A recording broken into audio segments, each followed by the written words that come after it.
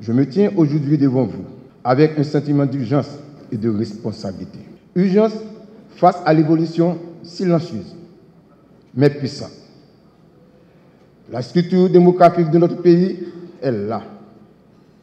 Responsabilité parce que c'est notre devoir en tant que membre du gouvernement de transformer cette évolution en opportunité et non en menace. Car, si l'on s'y prépare ou non, deux réalités s'imposent déjà à Haïti. Premièrement, notre pays est en train de perdre la possibilité de tirer pleinement avantage de son dividende démographique. Deuxièmement, nous devons anticiper et savoir gérer le vieillissement inéluctable de notre population. Nous venons ici affirmer solennellement que notre gouvernement prend la mesure de ces enjeux et s'engage à agir de manière décisive. Depuis les années 50, Haïti a entamé, parfois avec douleur, la transition démographique. En 1950, notre pyramide des âges était caractéristique d'un pays à forte fécondité, avec une base très large représentant la masse d'enfants et de jeunes. Aujourd'hui, les chiffres sont sans appel.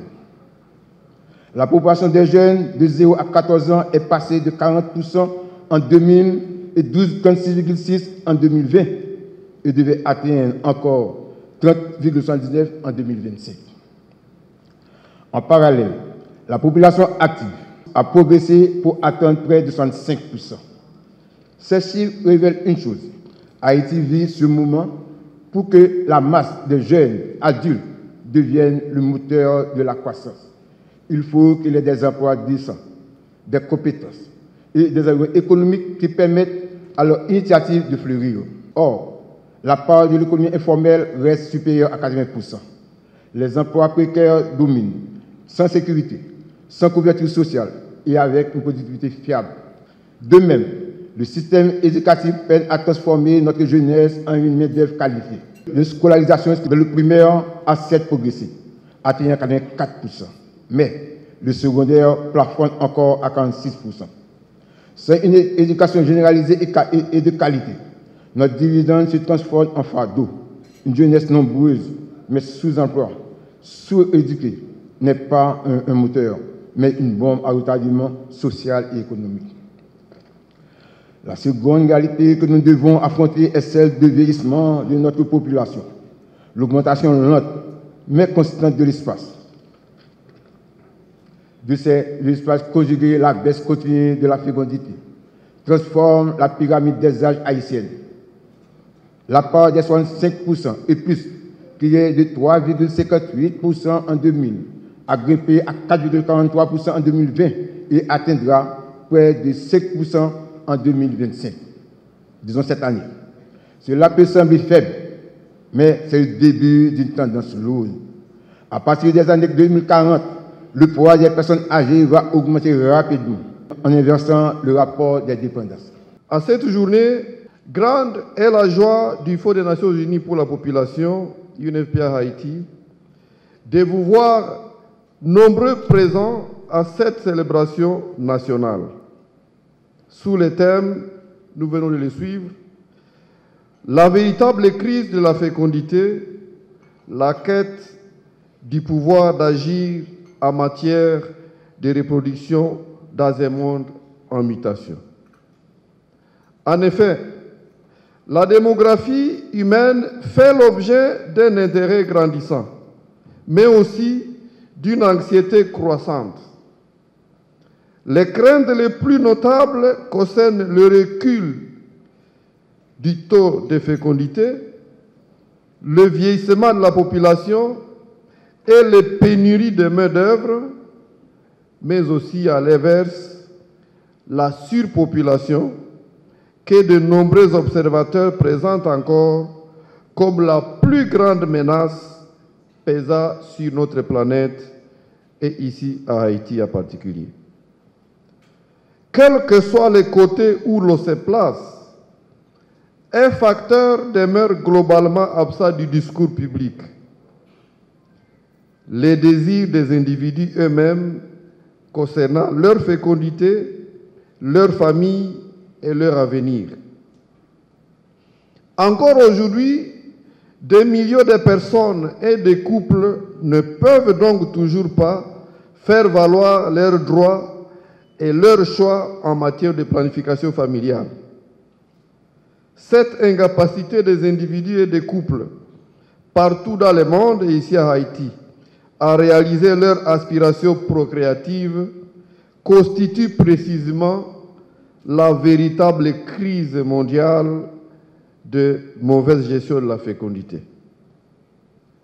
À Haïti, comme ailleurs, derrière chaque grossesse non désirée, il y a souvent une femme et une fille qui n'a pas eu le droit ou la possibilité de décider d'éviter cette grossesse.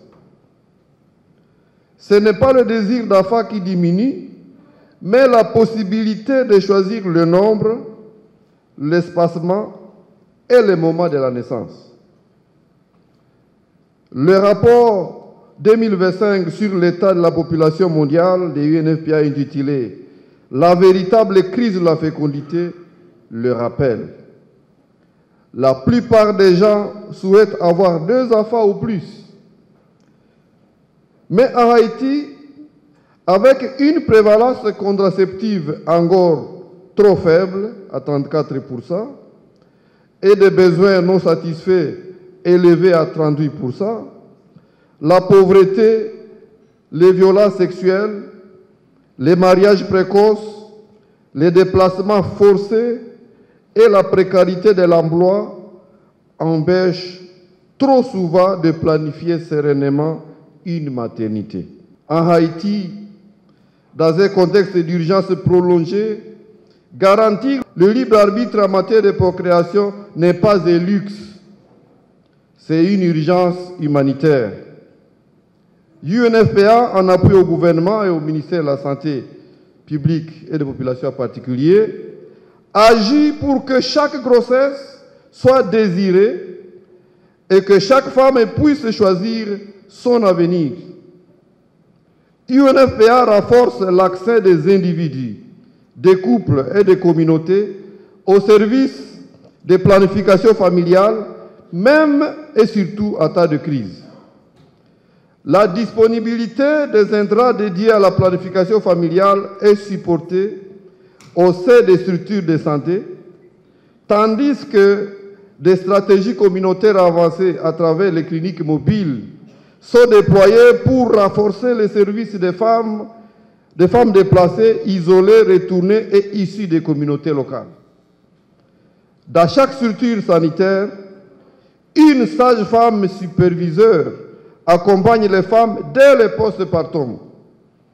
En parallèle, une gamme diverse et diversifiée de méthodes contraceptives modernes sont proposées à travers des sensibilisations des masses et des visites à domicile, et cela jusqu'au dernier kilomètre. L'objectif est clair, permettre à chaque femme, homme et couple de décider librement quand et avec qui avoir un enfant. La planification familiale est bien plus qu'un service. C'est un droit fondamental, un levier d'égalité, un levier d'autonomisation, un levier de lutte contre la pauvreté, un facteur cartésien de développement intégral. Si au niveau mondial, le 11 juillet est consacré pour réfléchir sur les thématiques de population. Ici, en Haïti, le ministre de la Santé tient cette responsabilité d'assumer les problématiques liées à la population et au développement humain. Déjà, dans la dénomination du ministère, le MSPP, le deuxième P, nous rappelle que tout ce que nous faisons, c'est pour la population. Cependant, je fais cette première question. Combien sommes-nous? Combien nous y en Haïti? Côté nous y comment nous répartis géographiquement. D'entrée de jeu, je voudrais justement attirer l'attention sur cet enjeu de taille que représente le recensement. Dans le dernier remonté, c'était en 2003. Donc 22 ans sans avoir formellement dénombré notre population, sans connaître les caractéristiques et les vrais besoins des citoyens. 22 ans que nous avons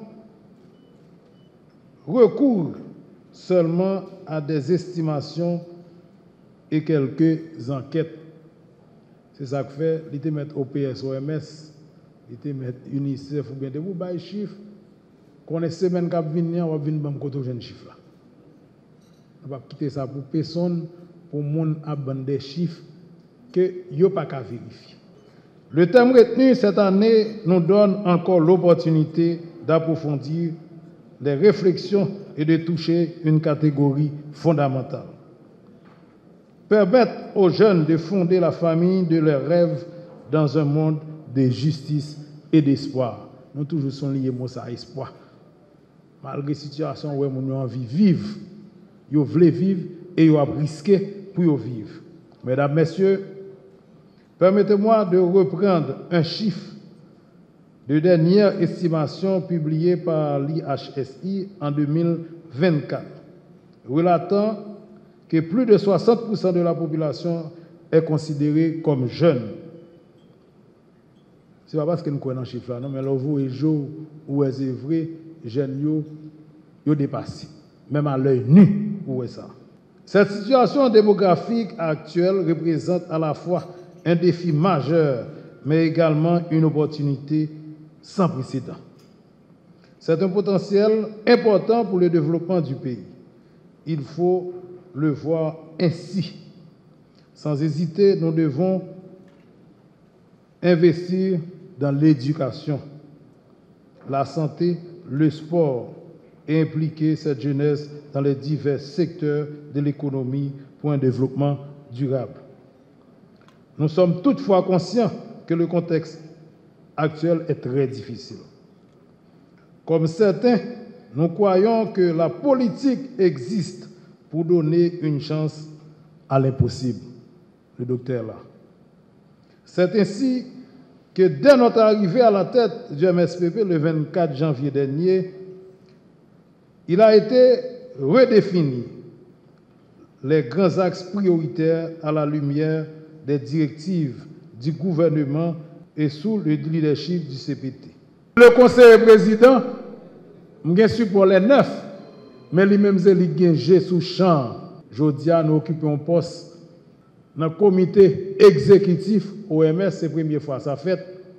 Ça veut dire que nous avons pour nous parler, nous avons droit au chapitre, même avec tout le pays. Mais pour ça, il n'y a pas possible dans Bertrand.